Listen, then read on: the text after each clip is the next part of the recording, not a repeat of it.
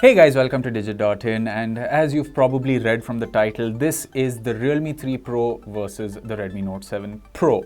After a prolonged period of teasing, the Realme 3 Pro is finally out in the market, and by the looks of it, it takes on the Xiaomi Redmi Note 7 Pro head on.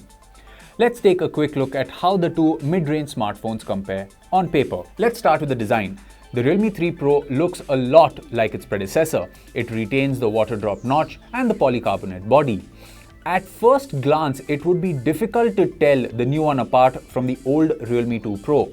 The Redmi Note 7 Pro also brings a U-shaped notch on the top of the display, which seems like a step in the right direction when compared to the Redmi Note 6 Pro's wide, ugly notch. The Realme 3 Pro's rear panel is made of polycarbonate, but the color treatment makes it look quite premium. There are subtle stripes in the design, and a dual tone color on the back should make the Realme 3 Pro stand out. The Redmi Note 7 Pro, on the other hand, uses glass on both sides, reinforced with Gorilla Glass 5, again on both sides. However, after a month's usage, the Note 7 Pro retained a lot of scratches, some quite deep. Not that the Realme 3 Pro won't be resistant to scratches. In fact, a polycarbonate body tends to retain a lot more scratches on the body, but it's any day more durable than a glass body. Next up is the display. Both phones sport a 6.3-inch LCD panel, but while the Realme 3 Pro's panel is a regular IPS LCD panel, Redmi Note 7 Pro uses a LTPS in-cell technology to boost the colors. In both the phones, the display is quite expansive and takes up around 80% of the body, giving an immersive feel to watching content. There's not a big difference in the display quality though. We will compare the display of the two phones in another video. Coming to the performance, the Realme 3 Pro turns out to be more pro than the Redmi Note 7 Pro. While Xiaomi took us by surprise by packing the Snapdragon 675, Realme 3 Pro went one up and offers the Snapdragon 710 SoC, which was so far reserved for phones above 25,000 rupees. What's different? For one, the Snapdragon 710 offers a more powerful Adreno 616 GPU as compared to the Adreno 612 on the Redmi Note 7 Pro. Realme was able to run Fortnite at 60 FPS, which the Redmi Note 7 Pro apparently can't. However, the Snapdragon 675 seems to have a more powerful CPU with Cryo 460 cores as compared to Cryo 360 cores on the Snapdragon 710.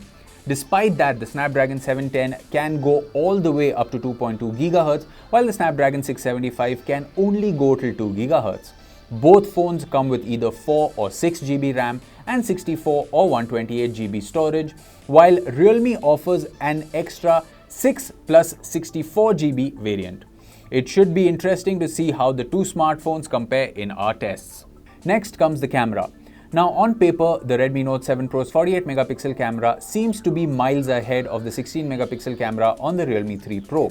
But don't discount the 16 megapixel camera just yet.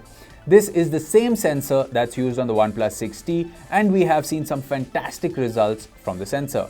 Having said that, the Redmi Note 7 Pro is presently the best camera phone you can buy in this price range. On the front, the Realme 3 Pro wins the megapixel game with a 25 megapixel selfie shooter, while the Redmi Note 7 Pro offers a 13 megapixel selfie camera. Finally, the battery of the Realme 3 Pro is slightly larger than the Redmi Note 7 Pro. The Note 7 Pro packs a 4000 mAh battery, while the Realme 3 Pro gets a 4045 mAh battery. But the major difference here is in the charging standards. While the Note 7 Pro supports Quick Charge 4, it doesn't come with a Quick Charge 4 charger out of the box. Whereas the Realme 3 Pro supports VOOC fast charging that can apparently top up the battery in 80 minutes. Based on all the features that we saw, the Realme 3 Pro and the Redmi Note 7 Pro compete neck to neck.